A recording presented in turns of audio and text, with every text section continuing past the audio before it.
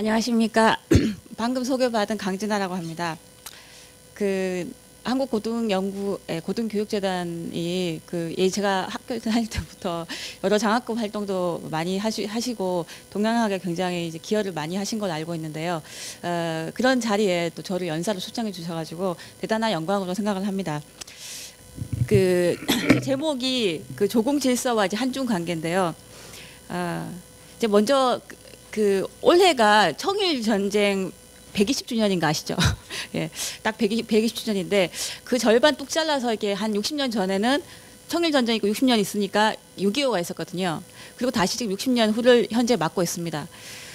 잘 아시다시피 뭐 우크라이나도 좀 소란스럽고 동아시아를 둘러싼 정세가 상당히 불안정하다고 생각이 듭니다. 그런 측면에서도 이 시기에 청일 전쟁까지 이르는 이 과정에서 한중 관계를 짚어보는 것은 굉장히 시기적으로도 의미가 있지 않을까라는 생각도 듭니다. 그래서 먼저 왜 오늘날 이 조공질서라고 하는 것이 지금 제기가 되고 있는가라는 걸 먼저 살펴보고요. 거기에 이어서 그럼 전근대 동아시아의 조공질서는 어떤 거였는가를 그다음 보도록 하겠습니다. 그리고 난 다음에 개항 이후에 그러면 근대적 표준이라고 하는 것이 나오는데 그게 등장하고 난 다음에 기존의 질서와는 어떻게 부딪히는가를 보고 제가 실마리로 삼고자 하는 대니에 대해서 소개를 하겠습니다. 그래서 이걸 보다 보면 왜 대니가 청안론을 썼는가가 이해가 되실 것 같은데요. 그걸 본 다음에 청안론의 핵심 주장을 살펴보고요. 그러면서 이제 마무리로 들어가면서 이 조공체제를 바라보는 여러 시각을 한번 살펴보고 그것의 현재적 의미를 조망을 하는 것으로 제 한 2시간이라고 얘기 들었지만 시간이 좀 모자라긴 한데 강의를 마치고자 합니다. 내용이 좀 많다 보니까 제대로 얘기를 정리를 못하고 있는 부분도 있을 수 있겠지만 스킵 하면서 최대한 시간을 맞춰서 강연을 하도록 노력을 하겠습니다. 요즘 뭐 G2 지원이라는 말이 많이 이제 있는데 뭐 보통 지원이라고 하지만 뭐 헤게모니 국가라고 많이 얘기를 하죠. 근데 이제 이 헤게모니가 세계의 패권 국가가 바뀔 때마다 그 국가가 주재하는 국제 질서도 바뀌게 됩니다. 잘 아시다시피 19세기의 헤게모니 국가는 영국이었죠. 근데 영국이 지배하던 시기는 지구의 땅의 절반이 다 영국 땅이었고 제국주의 아니면 식민지 몇 가지 아주 3개인가 4개인가의 특이한 사례를 빼놓고는 다 제국주의와 식민지로 나눠지는 그런 국제 질서였습니다. 그러다가 그걸 붕괴시킨 게 20세기의 헤게모니 국가의 어떤 미국이었는데 그 헤게모니 전환 과정에도 1차 대전, 2차 대전이라는 양차 대전이 필요했습니다. 2차 대전 이후에 미국이 구축한 질서는 잘 아시다시피 원칙적으로는 주권 평등이라는 걸 구현하면서 국제연합이라는 체제를 만들었고요. 하지만 이제 실질적으로는 시장과 군사력으로 막대한 영향력을 이렇게 글로벌하게 행사하는 그런 시스템이었죠. 그렇다고 하면 이제 21세기에 G2가 이제 중국, 이제 미국이라고 하는데 과연 중국이 지원이 될 것이냐 사실 알 수가 없습니다. 거기에 대한 회의론도 적지 않다고 생각합니다. 그러나 적어도 중국이 의 부상에 따라서 그것이 지구적 규모가 되든 아니면은 아시아 태평양 지역이 되는 어떤 리저널 규모가 되든 어떤 새로운 국제 질서가 등장할 가능성은 있다라는 얘기가 좀 많이 있습니다. 그러면 중국이 주도하는 질서는 어떻게 될 것인가? 그걸 이야기하다 보면은 근대 200년을 제외하고 나머지 2000년간 거의 이 아시아를 어떤 레귤레이트 했던 질서가 바로 중국 중심의 조공 질서였잖아요. 이것이 뭔가 21세기에도 영향을 끼치지 않겠느냐. 일단 그런 어떤 의구심 내지 호기심들이 학문적으로도 많이 등장을 하고 있습니다. 이거는 이제 중국 학계에서 굉장히 활발하게 나오는데요. 중국 학계는 이제 대놓고 조공 질서는 우리가 회복해야 될 문화적 유산이다라는 얘기를 많이 하는데요. 뭐 여러 사람들이 있지만 뭐 중국의 뭐 전통의 중화적 천하관을 되살리자라는 어떤 이제 주장에서부터 원래 이 중국의 전통적 천하관이라고 한 것은 평화의 세계 질서 원리였다. 그리고 중화 제국은 그거는 네이션 스테이트가 아니다. 이거는 세계 소사이어티, 세계 사회이고 이게 되게 재밌는 표현인데요. 적을 벗으로 변화시키는 이론이다라고까지 얘기를 합니다. 또 깐양이라는 사람은 20세기에는 민족 국가, 국민 국가의 형성이 이제 과제였죠. 하지만 21세기는 국가의 단위를 뛰어넘자 해서 이제 문명 국가, 시빌라이제이션 스테이트라고 하는 것을 건설하자고 이야기합니다. 그러면서 그럼 우리가 중국이 만들어야 되는 것은 뭐냐? 대중화 문명 국가다라는 얘기를 하고 있습니다. 대체로 이렇게 신좌파라고 알려져 있는 왕후이 같은 사람도 분명히 이제 이름은 좌파라고 하는데 이 사람이 역시 정근대 중국의 조공 관계를 긍정합니다. 왜냐하면 이 조공 관계는 상호 인정과 상호 존중의 평등 관계가 포함되어 있었다고 하는 것이죠. 따라서 좌파답게 어떻게 얘기하느냐. 사실 20세기는 제국주의 질서 아니냐. 그래서 제국주의 질서를 초월하는데 바로 이 조공 질서를 유용하게 자원으로 재활용하자라는 얘기까지 하고 있습니다.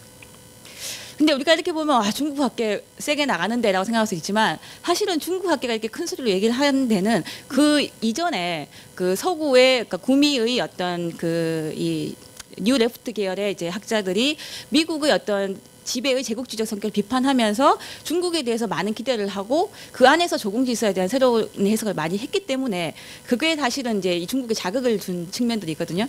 근데 그런 글을 한번 보도록 하겠는데요.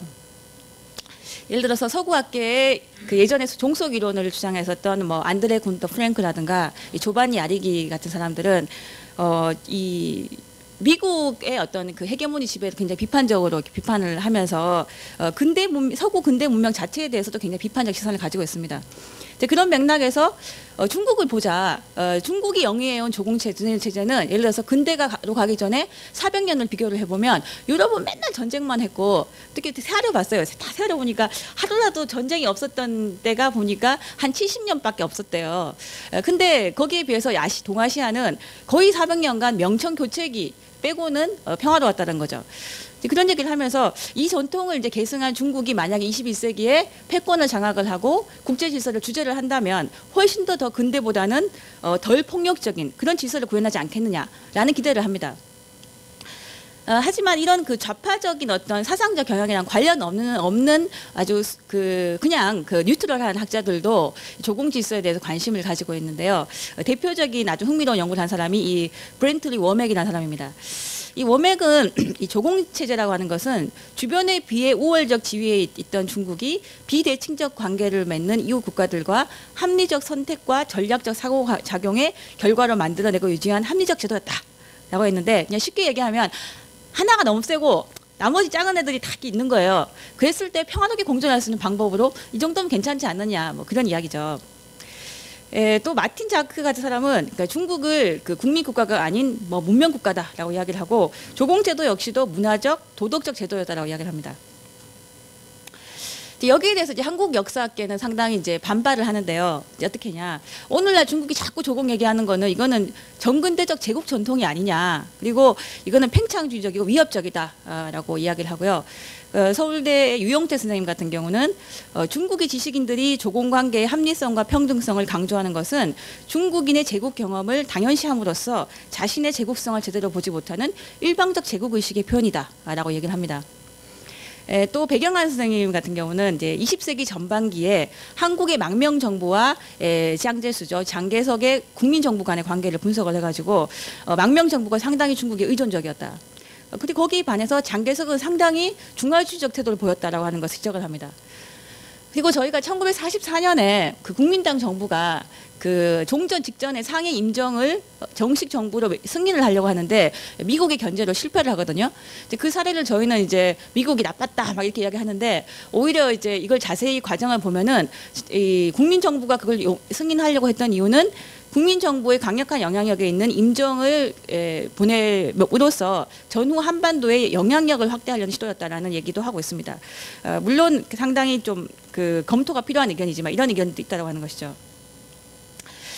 그렇기 때문에 그런 측면에서 이 조공질서를 이야기할 때 가장 주목받는 시기가 언제냐면 하면 바로 이 개항기인데요. 이 개항기 근대를 보면은 전통적 조공질서가 근대와 만나서 부딪히면서 상당히 뭐랄까요, 굉장히 제국주의적이고 침략주의적인 측면들을 많이 노출하게 되는 그런 단계거든요. 그렇기 때문에 이제 이 시기를 연구한 예를 들어서 일본의 오카모토 다카시는 이 시기의 청은 전통적 조공 관계에 따른 종주권을 주장한 게 아니라 사실상 실질적 지배를 시도한 거다라고 이야기를 하고요. 또 하버드 대학의 뭐 근 40년 동안 유일하게 이번에 몇 년 전에 나온 한국사 박사 논문입니다.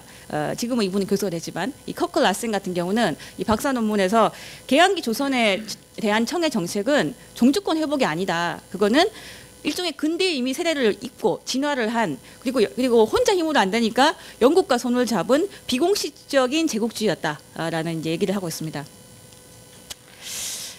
오늘날에도 역시 이 조공이라는 말을 참 많이 듣는데요. 예를 들어서 뭐 중국은 왜 그렇게 경제적으로 보면 돈이 안 되는 북한한테 저렇게 퍼줄까?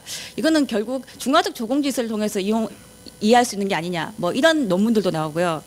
또 저희가 중국에 여행을 가거나 아니면 일반적으로 택시를 타더라도 택시 아저씨가 기분 나쁘면 저희 보고 너네는 우리 속국 아니었냐? 라고 하고 일상적으로 폄하를 하기도 합니다. 상당히 기분 나쁘죠. 뭔가 대답을 해야 되는데. 그런 면의 의미에서 저희가 이제 이번에 이 한반도의 정권과 중국이 맺었던 이 정근대 조공 질서가 이제 무엇이고 근대 이후 이 질서가 어떻게 해체되고 오늘날 부활하는가 거기에 대해서 한번 제 나름대로 한번 정리를 해보고 선생님들께서 많은 질문 주시고 리액션이 있으면 감사하겠습니다. 그럼 이제 먼저 정근대 시기인데 정근대 시기는 여러분 뭐 공부 많이 이 부분에 관심 있는 분들은 잘 아시겠지만 그 니시지마 사다오라는 일본 학자가 그러니까 동아시아 세계라는 얘기를 처음 하면서 굉장히 이 조공 질서가 개념화되고 이념화됩니다. 이론화됩니다. 이분은 어떤 얘기를 하냐면은 한대부터 당대까지 이렇게 완성이 되었고 조공과 책봉이라는 정치적인 어떤 관계가 매개가 되긴 하지만 기본적으로 컨텐츠는 유교라든가 한자 문화, 율령제, 대승불교 이런 걸 공유하는 하나의 문화적인 어떤 공동체였다라는 얘기를 이제 했습니다. 하지만 이런 그 문화 중심주의적인 해석에 반해서 사실 명대로 가게 되면 우리가 보기에도 대단히 정치적이고 경제적인 고려가 더 중요해집니다. 잘 아시다시피 이 시기 되면 한반도는 고려에서 조선으로 넘어가잖아요. 그러니까 왕조가 교체가 되거든요. 조선 입장에서는 친원파를 누르고 그걸 누르기 위해서 친명을 하게 됩니다. 그리고 뭐 태조는 얼마 안 있어서 이제 넘어져 가가지고 나중에 태종이 오잖아요. 근데 태종은 잘 아시다시피 이제 형제들 다 죽이고 왕에 올랐기 때문에 어떤 식으로든 정통성의 분식이 굉장히 필요했고 그런 의미에서 당시의 황제였던 영락제한테 대단히 이 조공 관계에 대해서 충실한 모습을 보여줄 수밖에 없었다라는 문제가 있습니다. 역시 정치적인 거죠. 그러면 일본의 경우는 어떠냐 하면은 일본엔 이 당시 야시카가 막부가 있었는데 이 야시카가 막부는 국내에 다양한 경쟁 세력이 있었는데 당시 중국과의 무역이라고 하는 것은 황금알을 낳는 겁이었어요.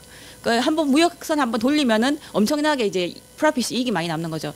따라서 당시 명의 정책은 해금이라고 해서 모든 민간 무역을 갖다가 이제 금지를 하고 조공을 하는 사람들한테만 티켓을 발행을 해서 뭐 정확히 얘기하면 티켓이 아니라 뭐 감합이라든가 뭐 주인이라든가 하는 거지만 어쨌든 허가장을 줘가지고 그 무역을 하게 하고 그 경제적 이득을 카드로 해서 이제 제어하는 방식입니다.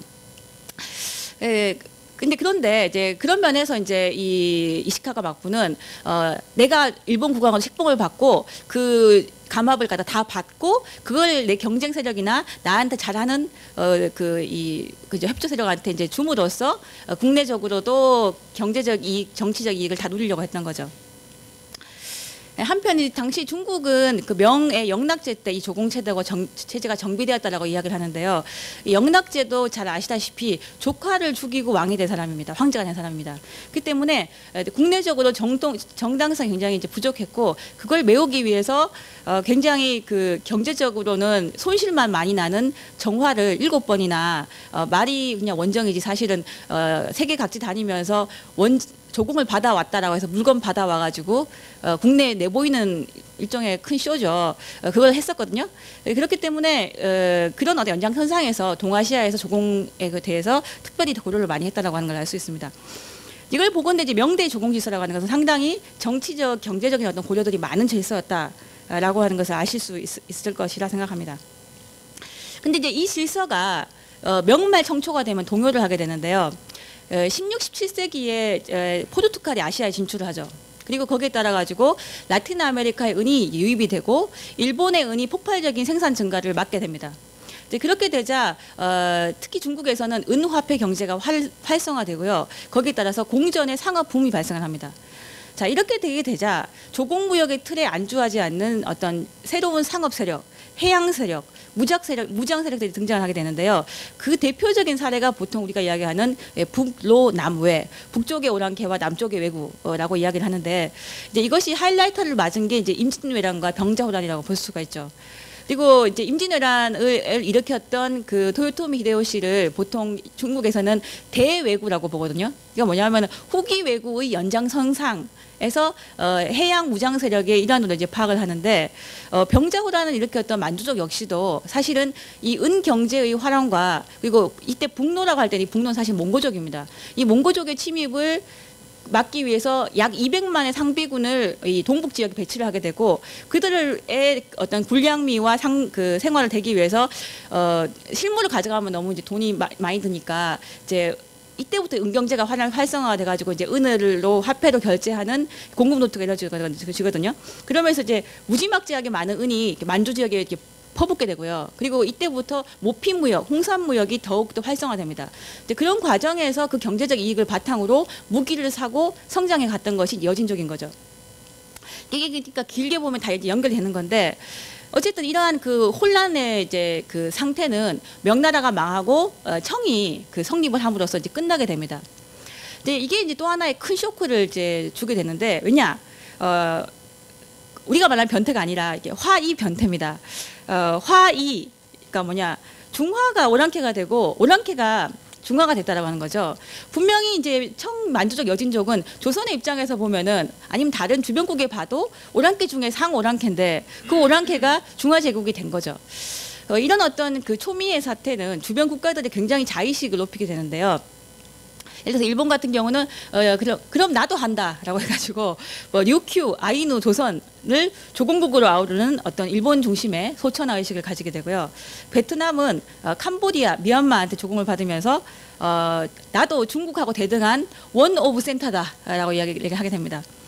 그럼 조선의 경우는 중국 본토에서는 명예의 정통성이 끊겼다. 따라서 그걸 계승한 게 나다라고 해서 이 자국이 중화의 중심이 되었다라는 소중화 의식을 가지고 내 비록 군사 작전에서는 번번이 깨지지만 그래도 나는 문명대국이다라는 의식을 제게 이제 키우게 됩니다.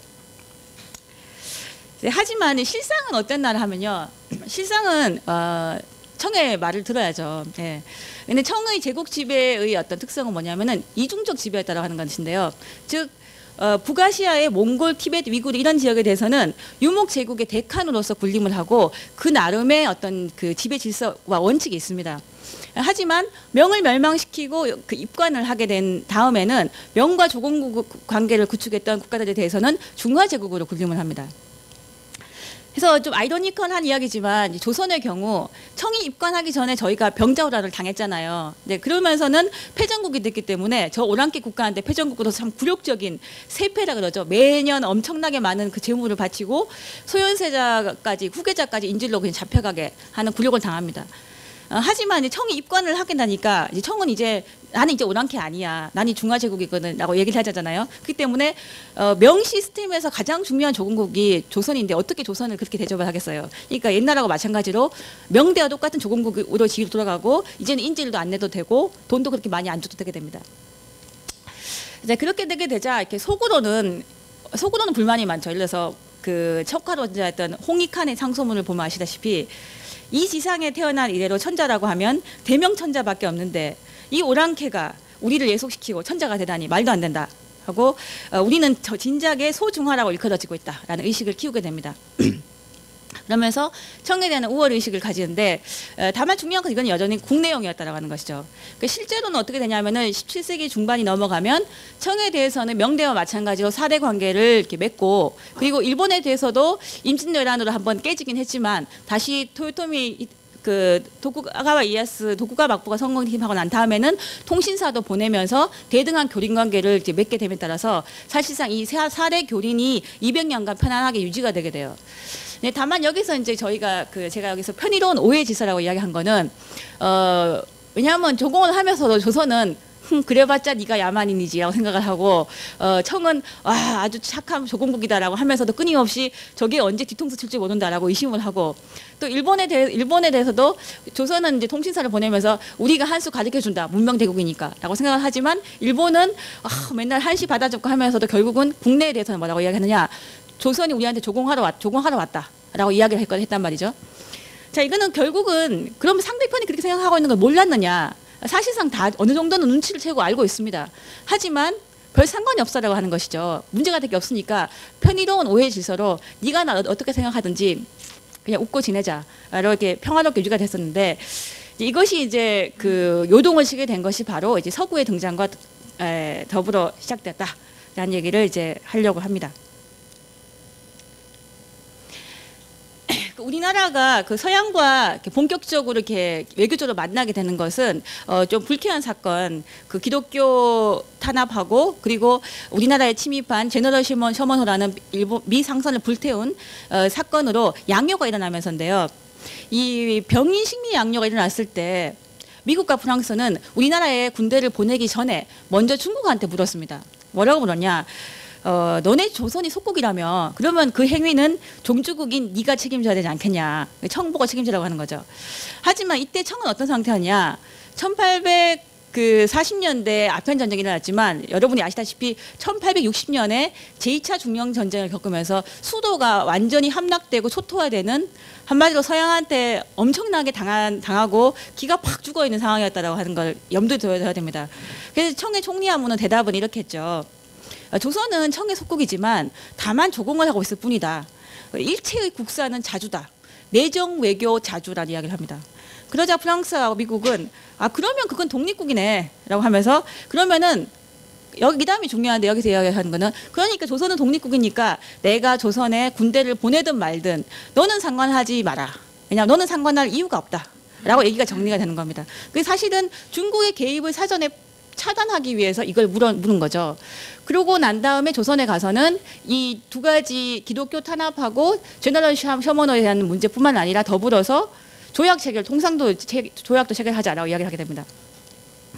그러자 조선은 어떻게 얘기를 하느냐?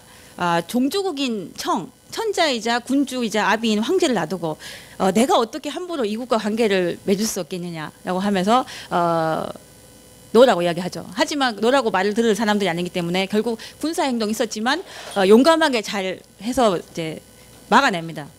결국 이 사건을 보여주는 것은 뭐냐면은 서로 말이 좋아 그렇게 이렇게 아름다운 말을 쓸 뿐이지 굉장히 부담스러운 서양과의 관계를 서로 떠넘기는 관계였다라고 생각하시면 될 것 같아요. 근데 이제 결국은 이제 일본이 운요 사건을 이제 일으키게 되고 무력으로 개항을 이제 강요를 하게 되자 와서 이제 묻죠. 다시 일본이 묻는 표현이 뭐냐면은 조선은 내외의 정사를 완전히 독자적으로 판단하고 주재하는 독립국인가 아니면은 사무를 모두 청에게 여쭙는 속국인가 양자 중에 택일 딴 거 없음 이렇게 강요를 하게 됩니다.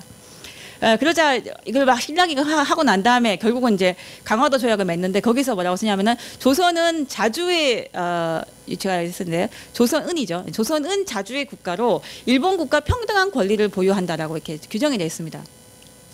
근데 이게 이제 동상이몽이었던 것이 조선은 어떻게 생각하냐? 원래 조선은 속국 자주잖아요. 그러니까 조선은 자주의 국가, 속국 자주 맞지. 따라서 이거는 중국의 4대 관계랑은 아무 상관이 없는 거예요. 그리고 일본 국가 평등한 권리. 우리 원래 교린 관계였잖아. 따라서 이것도 역시 구례의 4대 교린하고는 아무런 그 배치될 게 없다라고 이렇게 받아들이게 됩니다. 하지만 일본은 어떻게 생각했느냐? 자주라고 했으니까 이거는 독립국이다라고 생각을 한 거죠. 그러면은 왜 일본은 독립국이고 싶어 하느냐? 그거는 당연하죠. 내가 조선에 들어갈 때 중국이 개입하는 것을 차단하기 위해서 독립임을 계속해서 강조를 하는 겁니다. 이 조선의 대외 개방은 이제 여러 가지 후폭풍을 낳게 되는데요. 잘 아시다시피 육휴, 그러니까 일본과 중국의 다 이렇게 조공을 하던 지금은 오키나와지만 예전에 육휴 왕국이 있었죠. 육휴 왕국이 결국 일본에게 합방이 됩니다. 합방이 되고 그 합방이 된 바로 그 오키나와로 내지화된 바로 그 다음 해에 이제 김홍집이 수신사를 도쿄에 갔다가 잘 아시다시피 일본 주재 중국 공사였던 하여장을 만나서 그 하여장이 자신의 관원인 황준원이 집필한 조선책략을 넘겨주면서 고종한테 좀 보여주라라고 이야기를 하게 되고 결국 그걸 가지고 본 고종이 여기서 말한 대로 미국하고 조약을 맺어야 되겠다라고 생각을 하게 됩니다. 근데 여기에서는 이제 왜 그 일본과 제휴하고라는 말이 있냐면은 이 시기까지 이용장은 결국 서구의 침략이 가장 문제이기 때문에 그래도 같은 동양인 일본이랑은 손을 잡아야 된다고 생각을 했던 거예요. 그래서 조선에 진출하는 일본의 힘을 견제를 하면서도 결국은 조선한테 이제 이런 식의 어드바이스를 했고, 그리고 이 부분에 있어서도 저희가 그러면 뭐 중국이 말하면 금방금방 제깍제깍 말 듣는 건가라고 하면 그렇게 생각하시면 안 되고요. 사실은 1814년 대만 출병 이 시기부터 해가지고 그 다음 해에 이용장이 계속해서 조선 정부 보고 미국이랑 조약을 맺으라고 합니다. 하지만 조선 정부는 거부해요. 이 핑계 저 핑계 다 대고. 그러니까 뭐냐면 거부할 수 있었다는 겁니다. 거부했는데 사실 미국과 조약을 맺은 거는 이 책을 보고 정말 맺어야 되겠다라고 생각을 했기 때문에 이제 맺게 되었다라고 하는 것이죠. 근데 이제 미국과 조약 체결을 이제 맺으면서 여러 가지 이제 드디어 갈등이 이제 시작이 되는데요. 왜냐하면 그 실제 교섭은 조선은 외국이랑 교섭을 해본 적이 없잖아, 서양이랑. 그러니까 청한테 다 맡깁니다. 그래서 결국은 영선사인 김윤식이 천진에 가서 이용장을 만나가지고 거기서 다 만든 다음에 그냥 사인만 조선에서 하자, 이렇게 이야기가 됐고요. 이 조약 초안에 이용장은 계속해서 제1조에다가 조선은 청의 속국으로 내정 외교는 조선이 자주다, 이걸 넣어라라고 계속 요구를 합니다. 자, 그러면 이걸 갖다가 김윤식은 예스라고 했을까, 노라고 했을까? 어떨 것 같습니까? 오늘날의 관점에 생각하지 마시고 네, 예스라고 했습니다. 왜 예스라고 했을까? 한번 보도록 하겠습니다. 조선이 청의 속국인 것은 천하가 아는 바이지만 이때 청조는 각국에 성명하여 조약에 대서특필하려고 합니다. 그러므로 훗날 조선의 유사시에 만약 전력으로 구해주지 않는다면 반드시 천하의 웃음거리가 됩니다. 그리고 원래 아래에 가면은 자주를 할 수 있다라고 되어 있으므로 권리도 잃을 게 없고 사대에도 어긋나지 않으니 이것이야말로 안보상 아주 좋다라고 판단을 한 거죠. 하지만 이제 미국이 반대를 해요. 나는 반댈세라고 하면서 야, 이거 말이 안 된다. 이게 제1조 속국 자주하면은 우리 서양에는 we have no such kind of concept 이러면서 그렇게 말하진 않았겠지만, 저같이 못하는 영어로 얘기하지 않았겠지만 어쨌든 그렇게 얘기하면서 속국 안 된다고 이야기를 합니다. 그러자 이용장이 막 고민을 하다가 그러면 조약에는 빼되 너네가 이 조약을 비준을 받기 위해서 그 미국에 사신을 보낼 때 이 국왕의 친서를 가지고 가고 그 국왕이 조선 국왕이 그 친서에다가 이 얘기를 좀 써달라라고 해서 이제 합의가 이루어져요. 자, 이렇게 해서 점점 그 외교 문제, 원래 외교에 간섭하면 안 되잖아요, 조건국은. 근데 지금 외교에 간섭을 시작한 거예요. 하면서부터 청의 태도가 자꾸 바뀌는데 이제 뭐라고 얘기하냐면은 그 당시 이 조약에서 실질적인 역할을 담당했던 이 마건충을 보면요, 길을 꺾기 위해서 국왕을 대신해 가지고 3개 구두로에 예를 시켰다라는 얘기가 있고요. 그리고 이들에게 대해서 자주의 명목은 요긴 하더라도 실제로는 속국의 실질을 명백히 하였다라는 얘기를 했는데, 이것이 조선 현지에서 활동하던 청 외교관들의 어떤 가장 큰 목표였다라고 하는 걸 저희가 기억을 할 필요가 있습니다. 당연히 이런 문제에 대해서 조선 조정은 반감을 가지게 됩니다. 그러면서 결국 이모군란 때 뭐 군사력이 안 되니까 청군을 보내달라고 말은 하지만 청군이 주둔을 하게 되잖아요. 그러면서 내정 간섭도 커지게 되자 점차 조선 내부의 반청 의식이 두드러지게 됩니다. 하지만 마건축은 계속 이렇게 얘기하죠. 이 조청 상맹 수교 무역 장정이라고 굉장히 중국한테 유리한 조약을 맺으면서 무슨 이야기를 하느냐라고 하면은 이 장정은 다른 나라하고는 틀리다. 그러니까 우리랑 조선이 중국이랑 맺는 장정은 다른 조약이랑 틀리다는 거예요. 그리고 만약에 이거를 타국의 조약과 어디까지나 같은 걸로 하려고 한다면 그것은 바로 조선이 은연중에 청과 대등하게 하려고 하는 것이고, 그렇게 하는 것은 일본만 무서워할 줄 알지 우리를 무서워하지 않는 것이다 라고 얘기를 하게 됩니다. 이런 그 청에 대해서 당연히 이제 기분이 좋을 리가 없겠죠. 따라서 조선은 점차 이 자주를 추구를 하게 되는데요. 민영익은 이모군란 이후에 그 주일 영국 공사 팍스를 만나는 데서 이렇게 얘기합니다. 청나라가 이모군란 때 대원군 잡아간 거 사실 우리한테 나쁜 건 아니다. 하지만 이런 방식은 국가의 굴욕이다. 조선의 내정이 이렇게까지 간섭할 권리가 있느냐. 그리고 조선은 내정 외교가 모두 자주이다. 그리고 원래 청에 대한 조선의 조공 관계는 그냥 의례적인 거였는데 내정에는 간섭하지 않지 않았느냐. 그러므로 지금의 행태는 구례에 반하는 것이다 라고 이야기를 하게 됩니다. 그리고 우리는 이런 간섭을 참을 수 없습니다라고 이제 외국 사람 만나면 막 불만을 얘기를 하는 거예요. 그 앞에 가면 잘 얘기 못합니다. 그리고 일본인이 수신사로 파견된 박영효도 이런 얘기를 하는데요. 이것도 참 슬픈 얘기예요. 자국민의 통치에 필요하지 않기 때문에 군대를 가지고 있지는 않지만 그냥 돈이 없어서 군대가 없었던 거죠. 하지만 그 때문에 청의 수중에서 저항도 못하고 말하는 대로 할 수밖에 없는 것이 지금 조선의 처지입니다. 그리고 그 서양 각국의 원수에다가 조선 국왕 보고 조선은 청의 속국이니이나 내정 외교는 자주다라고 선언하고 있습니다. 라고 하고 이게 여기에 재밌어요.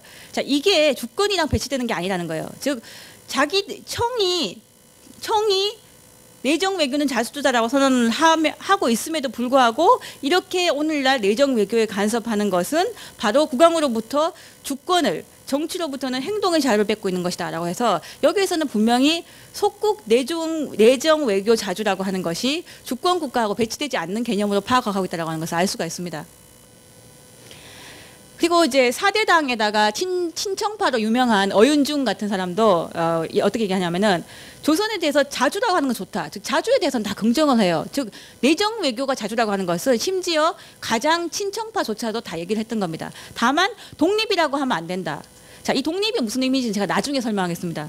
왜냐하면 우리는 청이 생긴 후에 이후부터 오늘날까지 정상을 모시고 제대로 섬겨왔지 않느냐. 그러니까 어떻게 독립을 하냐라고 이야기를 이제 했던 것이죠. 한편 가장 과격한 샘플을 보시면 이제 급진 개화판의 윤치호는 우리는 이미 서양과 조약을 맺은 그날 바로 독립국이 됐다. 이때 독립을 얘기하는 거예요. 그러면서 왜냐하면 이 세상에 속국과 평등한 조약을 맺는 도리는 없기 때문이다라고 이야기를 합니다. 자, 이런 분위기에 있어서 이 윤치호 같은 급진 개화파가 바로 갑신정변을 일으키는데 갑신정변을 진압한 사람이 누굽니까? 원세계죠. 원세계 갑신정변을 진압하면서 사실 청의 위세가 더욱 세지게 됩니다. 그리고 그런 와중에 청의 내정 간섭이 더욱더 커진 와중에 바로 저희가 이야기할 주인공이 너무 늦게 나온대요. 데니가 이용장의 추천으로 이제 부임을 하게 된다는 거죠. 당시 이제 주한 청 관리들의 논리는 뭐냐면 조선 정부에 러시아가 너네를 보호해 줄 것이다 라고 말하는 사람도 있는데 사실 멜렌도르프죠. 하지만 이게 이제 재밌는 거예요. 러시아가 보호를 말하는 거는 사실상 보호의 이름을 빌려서 잠식 병합을 하려는 것이다. 하지만 우리가 말하는 진정한 보호는 상국인 청만이 가진다. 근데 청의 속국이라고 하는 것은 내정 외교는 다 자주인데 서양의 속국은 모든 것이 다 종주국이 되어버리니까 어느 쪽이 더 좋으냐. 즉 러시아가 하면은 서양의 속국을 하고 우리가 하면 옛날처럼 다 똑같은 오리엔탈식 속국을 하는데 이게 더 좋지 않느냐라는 그런 이야기죠. 자, 그런 상황에서 이제 부임해온 데니가 어떤 일을 겪어서 저희가 이야기할 청한론이라고 하는 짧은 팜플렛을 작성하게 되는가, 이제 그걸 이제 볼 텐데요. 이 청한론이라는 책은 9월 말 고종의 외교 고문을 했었던 미국인 오웬 데니가 재임 중인 1888년에 저술한 China and Korea라고 하는 아주 짧은 팜플렛입니다. 한글로 번역해도 40페이지밖에 안 되고 영어 원문으로 30쪽밖에 안 됩니다. 이게 이제 이 책이고요. 원문을 그 일본 그 아시아 역사자료센터에 클릭을 하면 원문을 다 다운받을 수가 있는데 이 책의 요지는 뭐냐면 조선은 확실히 청의 조공국이지만 국제법에 따르면 조공국이라도 독립국이니까 조선은 독립국이다라는 게 이게 요지거든요. 근데 이걸 가지고 저희가 보통 어떻게 했냐면 이제 예전에 한국사는 윤치호처럼 화끈하게 자주 독립국가 해야지 조공 다 부정하고 이렇게 어정쩡하게 조공국이라고 했단 말이지 하면서 약간 격이 떨어지는구만. 그래서 그렇게 높게 평가를 하지 않았다는 거죠. 근데 이제 과연 그런가 그 부분을 제가 좀 말씀드리고 싶습니다. 자, 저자 데니는 누구냐 하면 미국의 오하이오주에 태어나서요. 제가 미국에 한 번밖에 못 가봤지만 오레곤주에 이주를 했다고 합니다. 그래서 거기서 법률을 공부해서 이게 키포인트인데 변호사예요. 즉 법률을 공부한 이제 변호사라는 거죠. 그 이후에 여러 가지 뭐 이제 관직을 하다가 1877년에 중국 주재 영사로 임명이 됩니다. 그러면서 처음에는 천진의 영사로 있었어요. 이따가 이제 상해 총리 영사로 이제 승진하는데, 잘 아시다시피 이제 중국의 대외 관계는 북양 대신 이용장이 다 좌지우지하고 있었고, 북양 대신에 관소가 있는 곳이 천진입니다. 그렇기 때문에 이 천진 영사를 할 때부터 이용장하고 굉장히 잘 친한 사이가 됩니다. 예, 근데 이제 동아시아에서 이제 미국의 이미지가 뭐냐 하면은, 동아시아에서 미국은 야심이 없는 대국이에요. 그러니까 뭔가 욕심이 좀 없는 것 같아. 그거에 확 이렇게 분위기를 띄워준 게 뭐냐면 바로 1879년에 류큐 병화 문제인데, 아까 말씀드렸다시피 이 류큐 왕국은 일본하고 청에 다 조공을 했잖아요. 했는데 그것을 일본이 이제 뺏어가서 그냥 강제로 처분합니다. 그렇게 되자 이 류큐에서 류큐 왕이 망하기 직전에 우리가 그 이준 열사를 헤이그에 파견하듯이 임세공 등의 몇 명의 밀사를 중국에 파견해가지고 그 사람들이 이제 운동을 하게 돼요. 그러니까 그렇게 되냐, 이제 그 사람들이 와서 얘기한 거는 뭐 분명히 이때까지 종주국으로 섬겼는데 이거 보호 안 해주면 너네가 뭐냐라고 이야기를 하게 되고, 청나라도 종주국의 위신이 이제 도와줘야 된다 이렇게 해가지고 막 나서가지고 강렬하게 이야기를 하는데, 이제 문제는 뭐냐면은 이때 류큐 왕국이 미국하고 영국하고 서양 국가랑 사실은 조약을 이미 맺고 있었거든요.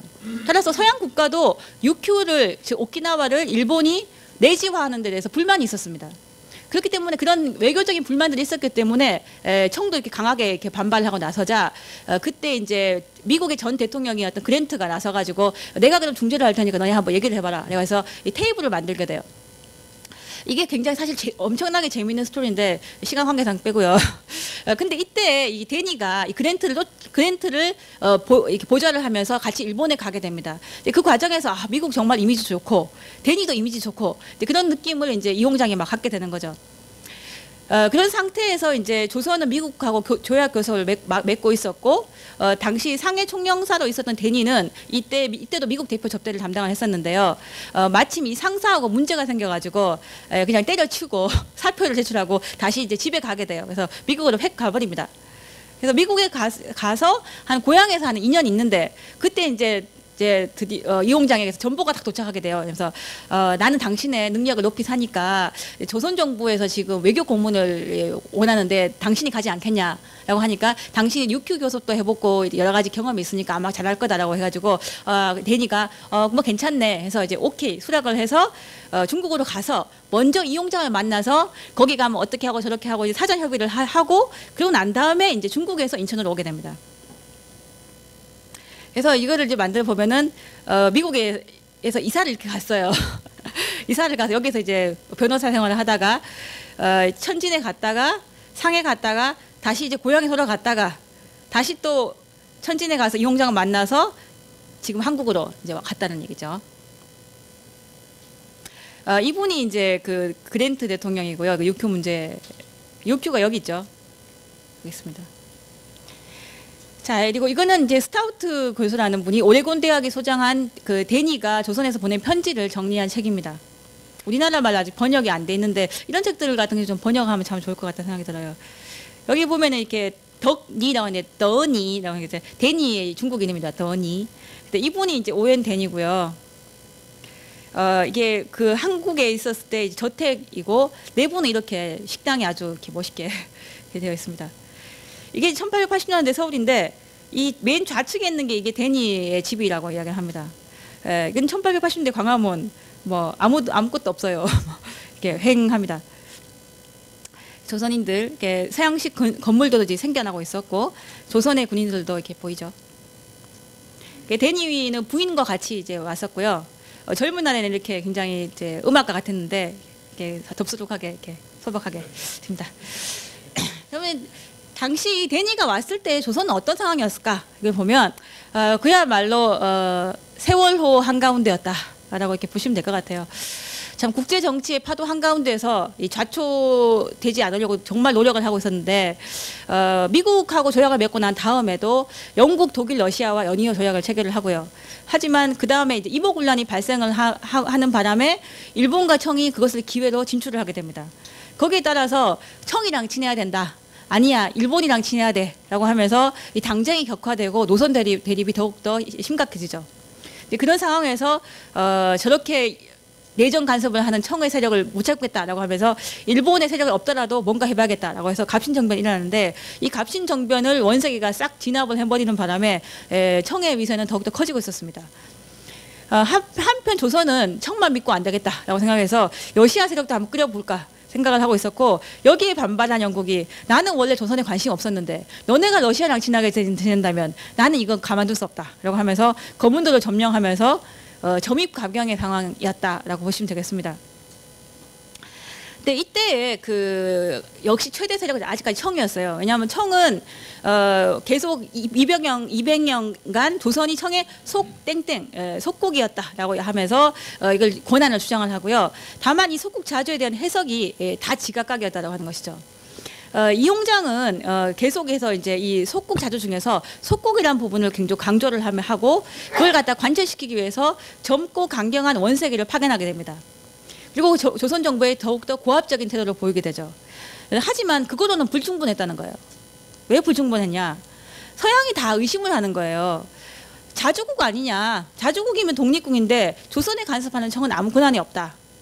그렇기 때문에 이용장은 서양 각국이 근거로 삼는 국제법의 지식이 필요했고요. 그런 면에서 법률에 밝은 대니에 기대를 한 것입니다. 그래서 원세계와 손을 잡고 조선 정부를 청이 바라는 방향으로 이끌어주지 않을까라고 기대를 했던 거죠.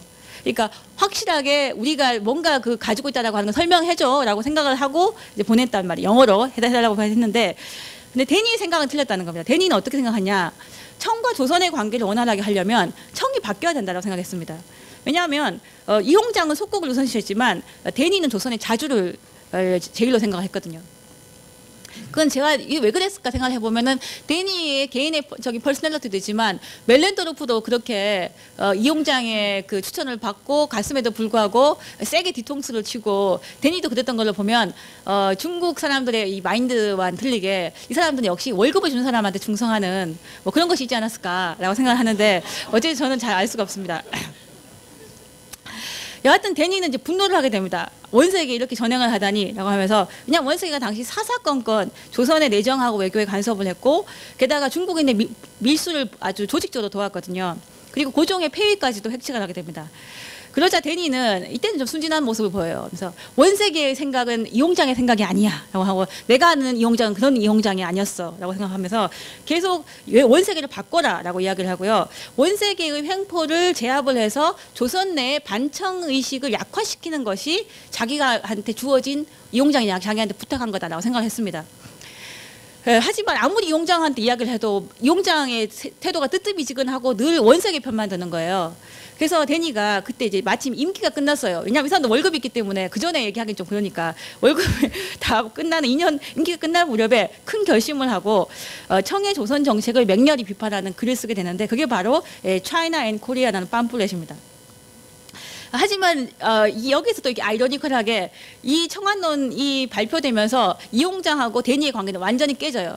중국과의 관계도 깨집니다. 깨지지만 그걸 너무나 반색하면서 반겼던 우리 고종, 당신이야말로 나의 지음이요 라고 하면서 임기를 연장을 해줘요. 그래서 월급을 2년 더 주고 1890년까지 결국은 재임을 한 다음에 나중에 이제 미국에 가서 말년을 편안하게 보내게 됩니다. 그러면 데니가 뭐라고 썼냐? 이 데니가 청안론 출판할 때도 마지막까지도 희망을 버리지 않고 이용장한테 이제 천진까지 쫓아가가지고 원세계를 어떻게 좀 해봐라라고 이야기를 막 합니다. 하지만 거기에서 최종적으로 이용장에 대해서 희망을 접어요. 여는 아니다. 이용장이나 원세계나 똑같다라고 생각을 하고 조선의 입장을 제대로 대변할 필요가 있다. 영어로라고 생각을 해서 드디어 이제 작성을 해가지고 이제 간행을 합니다. 그래서 여기 보시면 아시겠지만 서울에서도 프린트를 했고 상해에서도 프린트를 했거든요. 프린트를 해가지고 각 서양 공사관에다가 다 뿌려요. 뿌리면서 영어로 조선의 입장을 설명을 했다라고 하는 것이죠. 예, 이번 빼고요. 이게 이제 이용장이고요. 대단한 뭐 사람이죠. 예. 하지만 이렇게 상해에 큰 저택을 가지고 있을 정도로 돈도 많았습니다. 우리 고종이신데요. 정말 분간할 수가 없습니다. 이렇게 부자가 같을 수가 있나. 예, 고종하고 순종 그리고 참 키가 작으셨던 것 같아요. 하지만 정말 데니에게 많은 힘을 얻습니다. 예, 더 이렇게 보면 더 똑같죠. 고종하고 순종. 데니의 이제 에너미들입니다. 정적들인데 위엔스카이 이 사람이 중화민국 초대 대통령이 되죠. 초대 총통이 되죠. 그리고 멜렌도르프 러시아와 했던 이 원문에 이제 한글 번역들이 좀 있습니다. 자, 이제 청안론에서 데니가 무엇을 이야기했는가 그거를 이제 보겠는데요.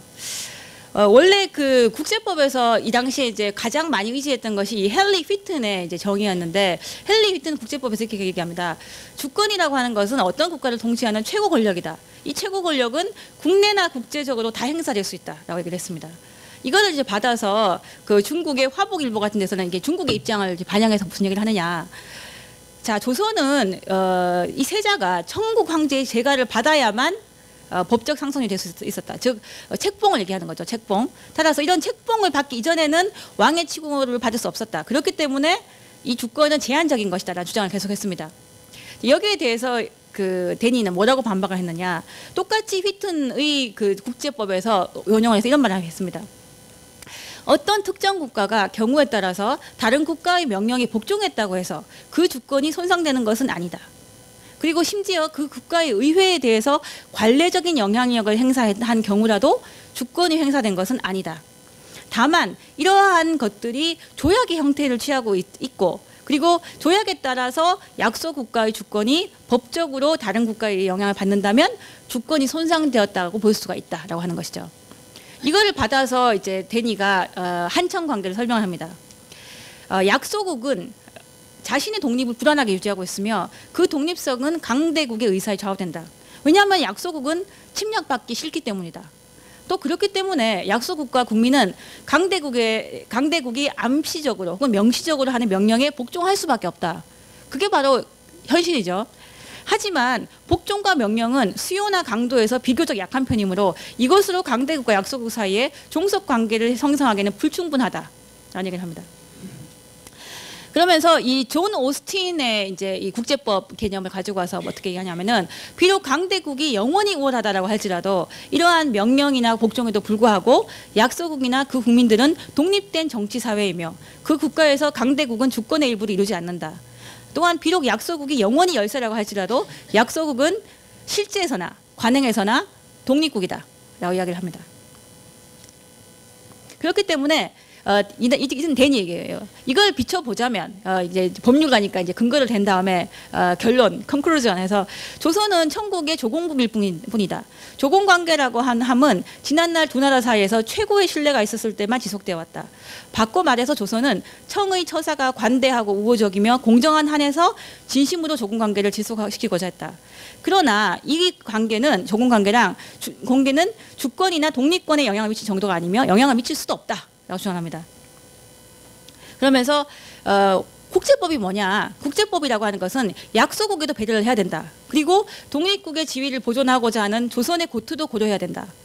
그리고 서양 열강은 이 조선이라는 작은 왕국을 몇 세기나 신비 속에 봉인해온 은둔 상태로부터 문자 그대로 끌어내어 압박과 부당한 대우를 받으면 원조한다는 보증서를 주어 문명국의 사회로 가입시켰다. 상당히 그 오리엔탈리즘적인 관점이지만 그거는 뭐 이해를 하더라도 하지만 얘를 기왕지사 새로운 성원으로 끌어들였다고 하면 거기서 억압당하도록 해서는 안 된다. 그리고 열강은 그런 거를 용인하지 않을 것이다 라고 이야기했습니다. 하지만 여기서 이제 재밌는 것은 이렇게 얘기해요. 조선은 하지만 청의 조공국이다. 그리고 이 조공관계는 과거 성심성의껏 지속을 해왔고 청이 조선을 우호적으로 또한 정당하게 대우하는 한 조선은 그 계속을 마음속 깊이 바라는 바이다. 그렇지만 한 나라가 다른 나라와 맺은 조공관계는 그 주권 독립권에 전혀 영향을 주지 않으며 그럴 리도 없다. 따라서 조선의 청에 대한 매년의 공납은 결코 조선 국왕의 주권과 독립을 손상시키는 것이 아니다 라고 얘기를 하게 됩니다. 자, 이거는 이제 아주 우아한 표현이고요. 쉽게 얘기하면 그 좀 뒤에 있네요. 일단 얘기하겠습니다. 그래서 이걸 영어로 썼는데 데니는 이제 미국인이니까 영어로 사고를 하죠. 그래서 그 사람은 이 속국이라는 이 한자어를 A state tributary to China, 즉 중국에 조공을 하는 나라로 번역합니다. 그리고 자주는 full sovereignty, 즉 조선은 속국자주니까 조선은 중국에 트리뷰트를 하긴 하지만 have full sovereignty가 되는 거죠. 그래서 조공국 이끌 독립국이라는 소식을 이제 끌어온 것입니다. 반대로 청은 이때부터 이 속국의 영어 번역 찾기에 막 골몰하더니 베슬 스테이트라는 걸 이제 개발을 해내요. 자, 그거는 좀 사진 뭐 이게 이런 시대였다라는 거고요. 이거 잉글리시 옥토퍼스입니다. 예, 여기 러시아고요. 왜인지 모르겠지만 이 일본 사람들이 중국을 대지로 그려놓고 있어요. 여기에 대해서 이 데니에 대해서 데니의 청한론에 맞설 비장의 무기를 꺼낸 것이 바로 이제 원세계인데, 원세계가 이 바로 청한론이 나온 2년 뒤에 현종과 고종의 모인 조대왕 대비가 이제 죽게 됩니다. 그러면서 그 장례식에 사신을 파견하는데 그 행적을 이상하게 한문하고 영어로 다 번역을 해가지고 출판해서 외교관들한테 쫙 돌려요. 그게 바로 이제 사한기략인데요. 거기 내용을 한번 보시면 두 사신이 황상의 소국을 배려하는 마음과 속방을 다독거리는 뜻을 받들어 채난 것이 정말 아름답구나라고 하는 것입니다. 그래서 결국 청이 이 속방이 조선을 얼마나 잘 대해주냐라는 건데, 이때 이 속방을 베슬 스테이트라고 해가지고 트리뷰트리 스테이트랑 전혀 다르게 확실하게 그 서양적인 용어를 이제 강조를 하고 있습니다. 그러면 여기에서 이제 우리 이용장의 입장을 한번 보는데요. 이용장은 원세계랑도 조금 틀려요. 어떻게 하냐면은 이렇게 이야기합니다. 조선 땅은 러시아가 침을 흘리는 지역으로 청이 신속히 토벌하여 조선을 판도에 넣는 것은 영국이 바라는 바라고 한다. 그러면서 영국은 사실 계속 중국 보고 조선을 병합하려고 합니다. 하지만 이용장 생각에 이건 영국이 우리한테 호의를 보이는 것 같지만 사실은 우리들 따위 어떻게 돼도 상관없다고 생각하고 있다. 청나라에 관심 없다는 거예요. 설상 서양 각국이 조선을 자주라고 해도 내놓고 우리의 속국이 아니라고는 할 수 없으며, 조선을 속국이라고 인정하지 말라고 우리한테 강요하는 것도 불가능한 상황이니까 조선이 너무 나대지 않는 이상은 죄를 물을 수 없다. 좀 기분 나쁘긴 하지만 이 면에서 원세계랑은 다른 입장을 보이고 있어요. 이제 한편 그 영국은 이용장에 대해서 어떻게 봤냐? 사실 이용장의 정책은 논리적으로는 도저히 말이 안 된다. 하지만 결국은 다 실제적 이익으로 보통 되고 있다. 그럼 실제적 이익은 뭐냐? 첫째, 신미양요, 병인양요 때 그 서구는 선교사 외국인을 습격한 책임을 조선 이전에 청에 물었죠. 하지만 그걸 갖다가 조선한테 넘기고 조선을 보다지 않고 그 조선 문제에 대해서도 책임을 모면하게 됩니다. 그리고 대신에 미국하고 조약을 맺으면서 그 조약 체결을 허용하면서 동시에 중재자로서의 권리를 주장을 하게 됩니다. 근데 그 역할은 원래 일본이 맡고 싶었던 것이라는 거죠. 그러면서 이 얘기가 하는 게, 이용장은 즉 청은 지금 이렇게 약화된 어떤 국력 상태에서 이런 방식이 아니었다면 그가 외국의 세력을 끌어들여서 청이 조선 방문해서 깊이 들어간 두 나라, 즉 일본과 러시아를 어떻게 제어할 수 있겠냐. 그런 면에서 로지컬리는 말이 안 되지만 프랙티컬리는 분명히 이용장의 어떤 전략이 맞아 들어간 측면이 있다라고 평가를 하고 있습니다. 그런 면에서 이제 독립의 이중성에 대해서 얘기를 하고 싶은데요. 결국 저희가 이제 알다시피 이후에 청일전쟁을 겪고, 청일전쟁이 끝나자마자 1895년에 고종은 일본의 압력하에 종묘 배려를 하게 되죠. 그리고 역시 일본의 사실상 압력하에서 독립을 선언하게 됩니다. 그러면서 우리는 이제 자주 독립이다. 그리고 청과 조공 관계를 끊겠다라고 이야기를 하고 영호문을 파괴를 하게 되는데, 이 독립과 더불어서 결국 일제 침략이 가속화되었다고 하는 것도 하나의 팩트로서 저희가 인정할 수밖에 없다라는 면을 얘기를 하고 싶습니다. 그래서 이걸 쉽게 제가 정리를 했는데요.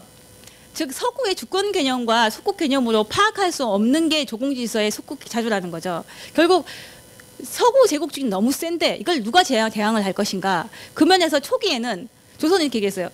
중국이 종주국이라면 우리를 보호해줘야 된다. 하지만 중국은 너네가 속방이지만 외교내정 자주니까 다 알아서 해라. 이런 입장이었습니다. 그러다가 일본이 대만을 출병을 하고 오키나와를 가져가고 운요 사건을 일으키자 성도 걱정이 된 거예요. 그래서 베트남 육큐가 프랑스, 일본에 넘어가듯이 조선에게 관심이 많은 일본이나 러시아를 가만 놔둘 수는 없는 거죠. 그러자 결국 조선 정부 설득을 해요. 그래서 우리도 도와줄 힘은 없으니까 미국 등 여러 열강과 조약을 맺어서 세력 균형을 꾀해라라고 어드바이스를 합니다. 하지만 임오군란이 있었어요. 임오군란이 있으면서 출병을 하게 됩니다. 원래는 출병 그렇게 해가지고 출병은 가끔 하긴 하지만 임진왜란 때도 했고 그렇게 눌러 살지는 않거든요, 조공국에. 근데 주둔을 하게 되잖아요. 주둔을 하게 되니까 중국의 특히 원색이라든가 장건 같은 현지 외교관들은 기왕지사 이렇게 된 거 우리의 속국도 서구의 속국처럼 만들자. 적어도 안 되면 영국이 중국에서 한 대로 해관 다 장악하고 경제적인 권력 이권 다 침탈해가지고 비공식적 제국주의라도 하자라는 입장이었던 거죠. 거기에 비해서 이제 중국의 그 본토에 있었던 이용장이나 그 탑 레벨의 현지 위정자는 그렇게 생각하지 않습니다. 중국은 현재 그럴 여력이 없다. 또 이렇게 하면 옛날부터의 조공 질서도 위배되기 때문에 사실 여기서 제가 적지 않았지만 중국 내부에 내지가 아닌 본부가 있습니다. 티베트, 몽골, 위구르. 이 지역에 자극을 줘서 이 지역의 이탈 경향을 강화시킬 수 있다라고 하는 것이죠. 그걸 고려하지 않을 수 없는 거예요. 그렇기 때문에 강력하게 이렇게 현지의 외교관들을 이게 현지 외교관들을 왜 항상 제국주의 시대 때 현지 외교관들이 이렇게 날뛰냐 하면 그 사람들은 거기서 뭔가 건수를 만들어 가지고 일을 쳐야지만 승진의 기회가 있거든요. 근데 이제 이 센터에 있는 사람들은 그렇게 생각하지 않는 거죠. 그럼 조선은 어땠냐 하면은 조선은 군사적 보호만 해달라. 이때까지 조공한 게 아깝다. 그런 거죠. 군사적 보호는 해주되 내정 간섭은 예로부터 조공 질서에 위배된다라고 이야기를 했던 겁니다. 한편 일본의 입장은 뭐냐? 독립국이잖아 하면서 독립국인 조선에 왜 중국 군대가 주둔하고 철수를 하지 않는가? 조선이 상관하지 마라. 내가 알아서 하겠다. 이런 거죠. 그럼 영국은 뭐냐? 조선 네가 약하게 독립국으로 있으니까 러시아가 눈독을 들이는 거 아니냐. 나의 온리 관심사는 러시아가 남하지 않는 거다. 그러니까 중국이든 좋고 일본도 좋으니까 다 조선만 장악해라. 그리고 러시아만 막아주면 나의 이해관계는 끝난다. 라는 입장이었다고 하는 것이죠.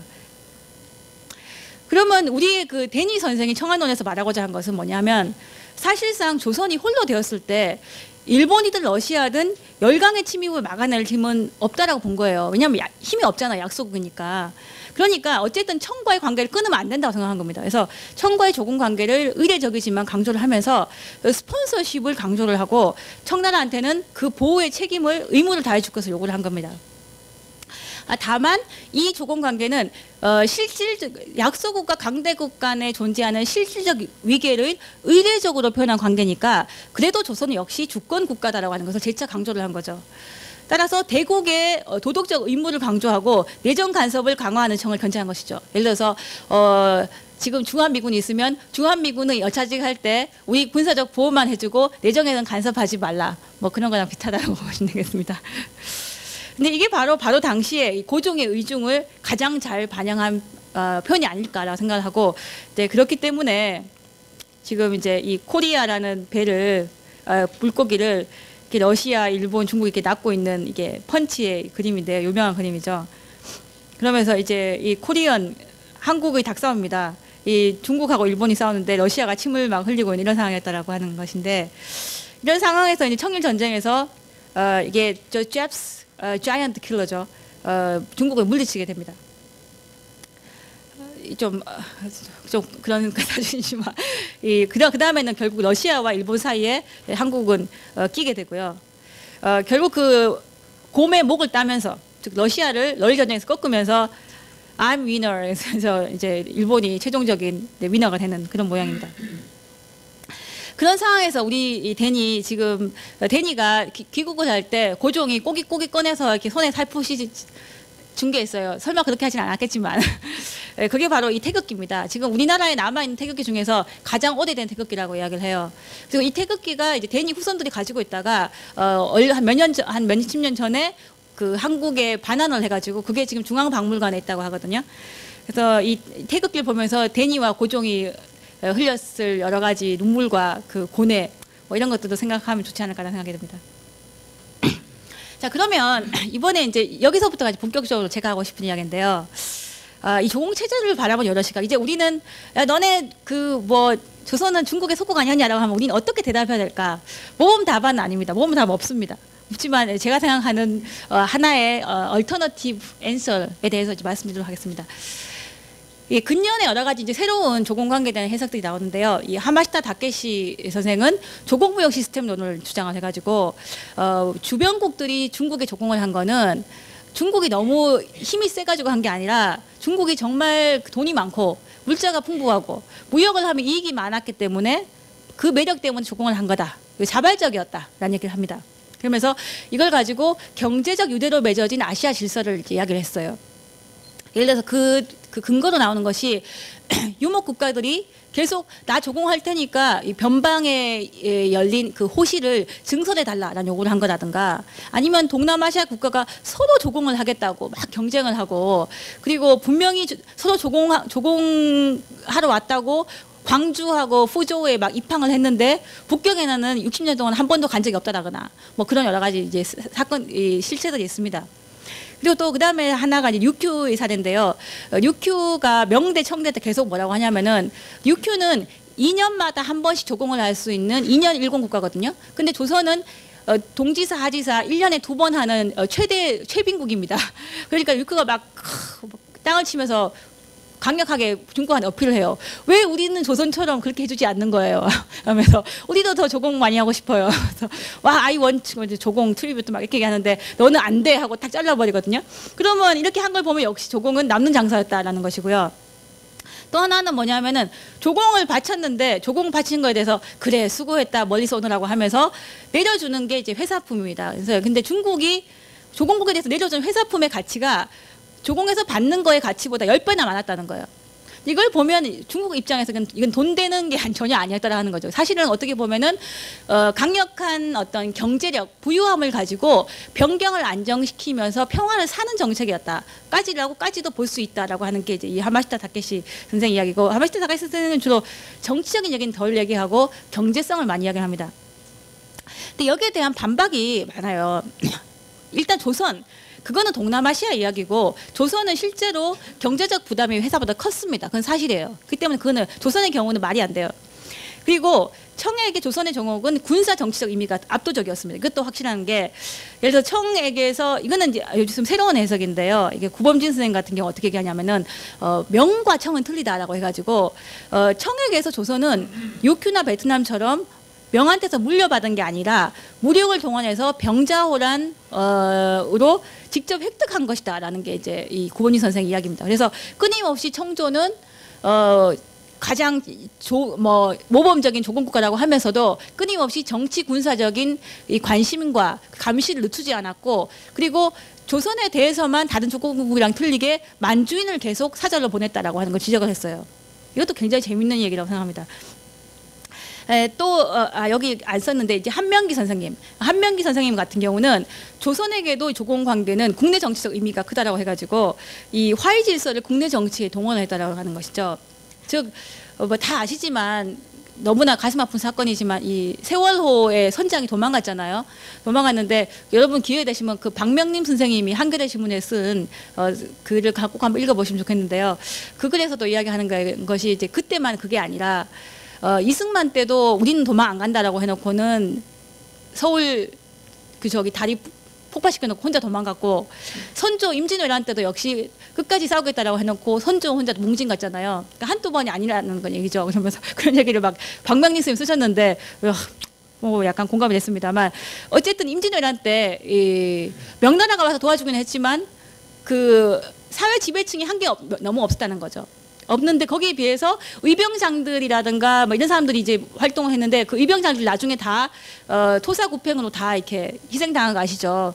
이 사람들이 너무 많은 그 아래로부터의 이 지지가 이렇게 이루어지니까 이런 것들이 대항을 하기 위해서 이제 계속 나온 것이, 우리를 구해준 건 명이었다라고 해서 이 제조지은, 즉 리빌드 다이내스티죠. 그러니까 나라를 갖다 리빌드 스테이트, 나라를 다시 만들어준 이 명의 은혜라고 하는 것을 이 임난 이후에 굉장히 강조하는 이데올로기가 했다라고 하는 건데, 그러니까 여하튼 뭐 저는 한국사가 아니기 때문에 잘 모르겠습니다만, 이런 여러 가지 것들은 조선의 경우만은 경제적인 걸로 해결 안 되는 것이 너무 많다라고 생각을 해요.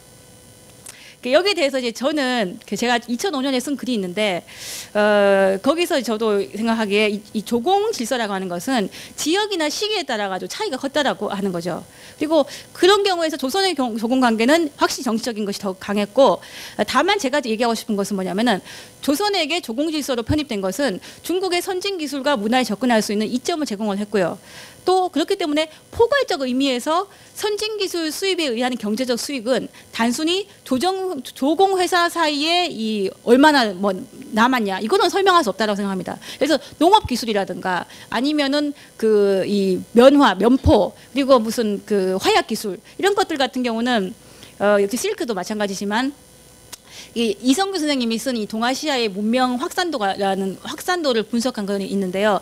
결국은 항상 늘 중국이 제일 앞섰고 기술 면에서 그 옆에서 가장 넘버2로 가장 빨리 흡수해가지고 자력화한 것이 물론 중국이 안 주려고 했는데 막 산업 스파이 막 보내서 훔친 게 더 많습니다. 그렇긴 하지만 어쨌든 기회가 많았던 넘버2로 빨리 이제 그 획득한 것이 조선이었거든요. 이런 것들이 있기 때문에 저같이 경제사 하는 사람 입장에서는 이걸 그냥 그렇게만 볼 수 없다고 생각하는데요. 그래서 이걸 뭐 저는 이제 정근대 캐치업형 발전 모델이라고 생각하는데 뭐 다음에 기회가 되면 한번 책도 많이 읽어주시고. 예.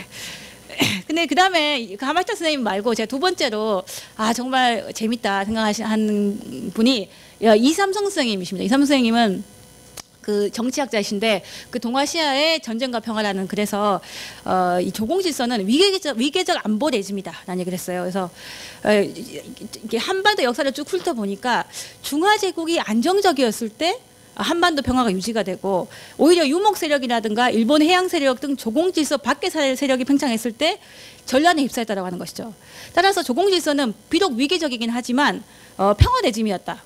라고 이야기를 하고 주권국가 개념이 지배하는 근대가 아닌 정근대 즉 전통시대 동아시아 국제관계를 이런 근대 개념으로 이해하지 말자라는 얘기를 하십니다.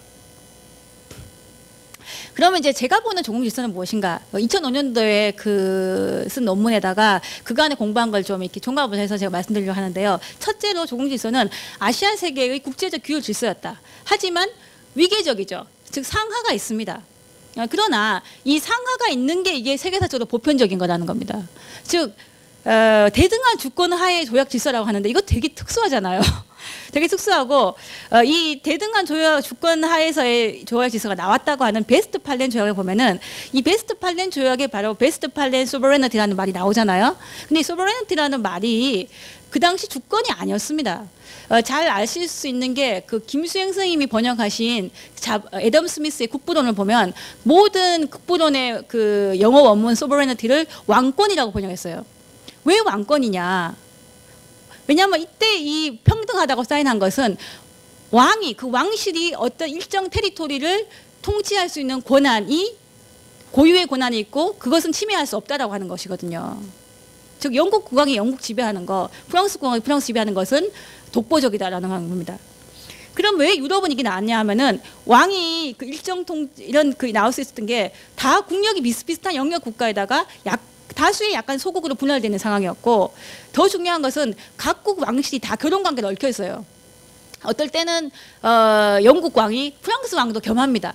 그리고 어떨 때 아니라도 위로 올라가면 다 뭐 스페인 왕녀가 영국에 시집 가서 애 낳고 다 그런 혈연 관계가 얽혀 있잖아요. 따라서 그런 환경 하에서 왕권의 대능성이라고 하는 관념이 나왔던 거죠. 근데 그것이 시민혁명과 근대 민족주의 혁명을 거치면서 비로소 주권 재민의 관념이 나오고 오늘날의 주권으로 발전됐다고 하는 겁니다. 그러고 보면 얼마나 그 역사가 짧아요. 반면에 이제 아시아는 어떻습니까? 영토, 인구, 문명, 기술 선진성에서 압도적으로 중국의 존재가 너무 큽니다.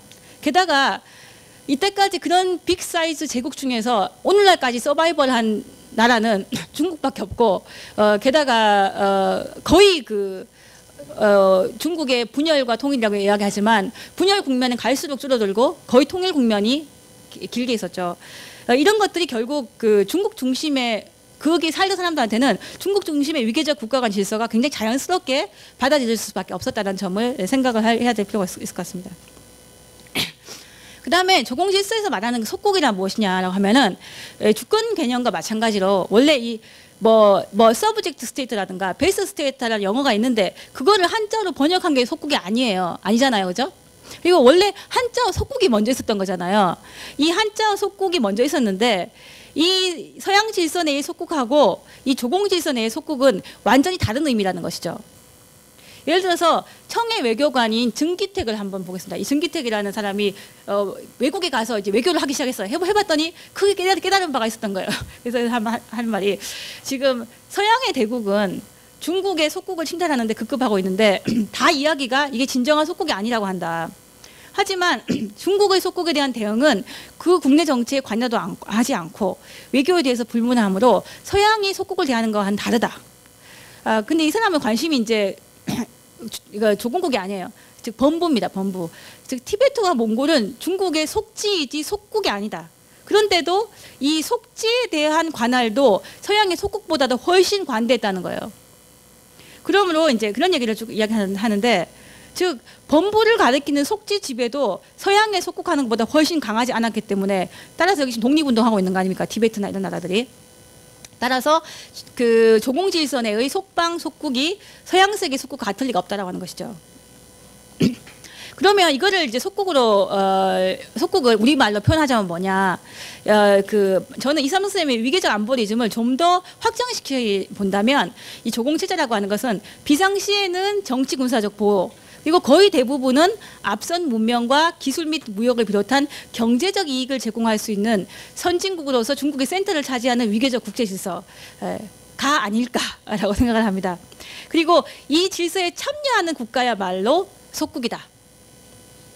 왜냐하면 왜 우리가 속을 꼭 서브주게이트라든가 서브젝트로 봐야 됩니까? 속은 나는 여자에 속한다.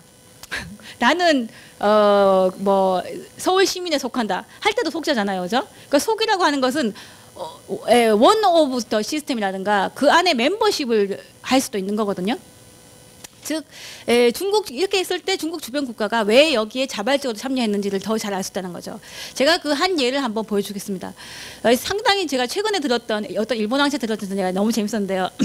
그 임진왜란 외란 때 우리는 임난을 국제전쟁이라고는 생각하지만 그냥 중국의 일본 조선이라고 생각을 하잖아요. 이 당시에 이제 명의 이제 수도인 북경에 조선의 이 사절도 와가지고 지금 임난에 대한 대응 논의라고 썼습니다. 근데 그때 역시 조공사절로 태국의 아유타야 왕조의 나래수안에 그 식사가 와 있었어요. 그 식사가 저요하고 이제 해요. 그래서 제가 유큐하고 연합군을 결성을 해가지고 조선에 파병을 하겠습니다. 그래서 우리 돕겠다 이렇게 이야기합니다. 그래서 그래 이러면서 했는데 결국 이게 파병이 안 돼요. 근데 왜 파병이 안 되냐면은 명은 그냥 빨리 그냥 그 강화하자. 그래서 강화로 가버렸기 때문에 결국 그냥 이 파병은 제2회만 그치고 끝나거든요. 근데 이걸 이제 이게 명초의 조공 횟수를 보면은 제일 많이 한 게 조선입니다. 고려까지 해서 95회. 그 다음에 두 번째가 유큐예요. 70회. 그 다음에 드디어 태국이 46회거든요.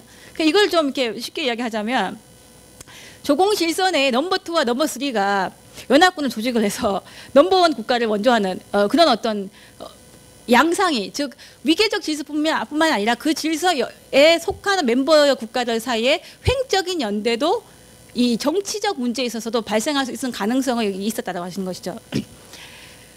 당시 근데 이거를 단순하게 생각할 수 없는 게요.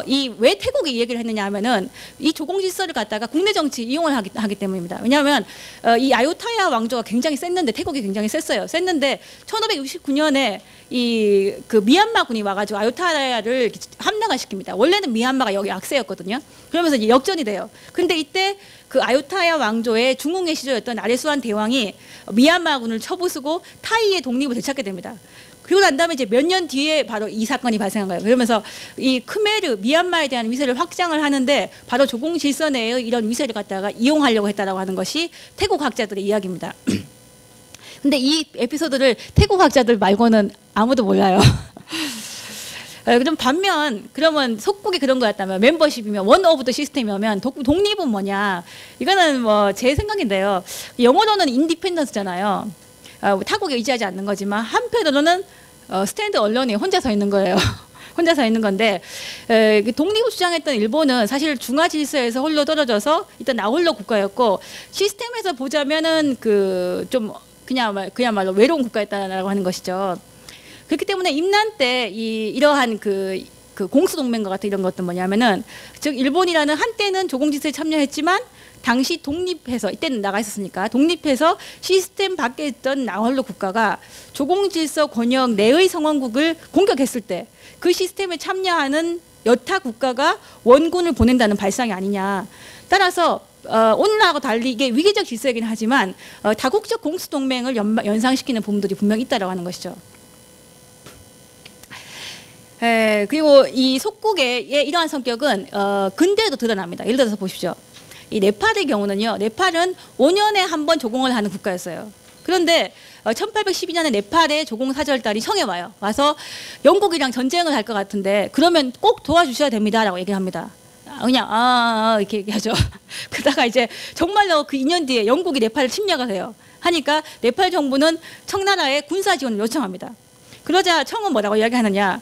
네팔 정부에 대해서 네가 조공만 계속하면 영국에 복속해도 괜찮아라고 대답을 해요.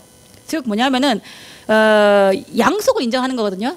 즉 영국한테 만약에 속국이라고 하는 것이 정말 주권을 손상시키는 그런 개념이라면 이런 대답이 있을 수가 없죠. 조공만 계속하면 다른 나라의 일부가 돼도 좋아라는 것이니까. 그러니까 일종의 이거는 어떻게 보면은 일종의 dual membership for two system이라고 해석했을 때 이걸 더 잘 해석할 수 있지 않을까라고 저는 생각을 합니다. 또 버마도 마찬가지인데 버마는 10년에 한 번 조공을 하는 국가였어요. 그래서 영국은 또 두 차례 미얀마를 침공을 해가지고 통상제 교역을 체결하는데 청은 영국과 교섭을 하면서 또 이렇게 해요. 그냥 중국이 우리한테 계속 조공만 하게 해주면 너네가 지배하는 거 용인해줄게 라고 이야기합니다. 그러다가 영국이 제3차 미얀마 전쟁을 일으키고 아예 인도에다가 합병을 시켜버립니다. 그렇게 하고 난 다음에 결국 청은 원하는 것도 잃게 돼요. 왜냐하면 1886년에 북경에서 미얀마 조약을 맺어가지고 청은 최종적으로 종주권을 포기하고 버마에 대한 영국의 주권을 인정하기 때문입니다.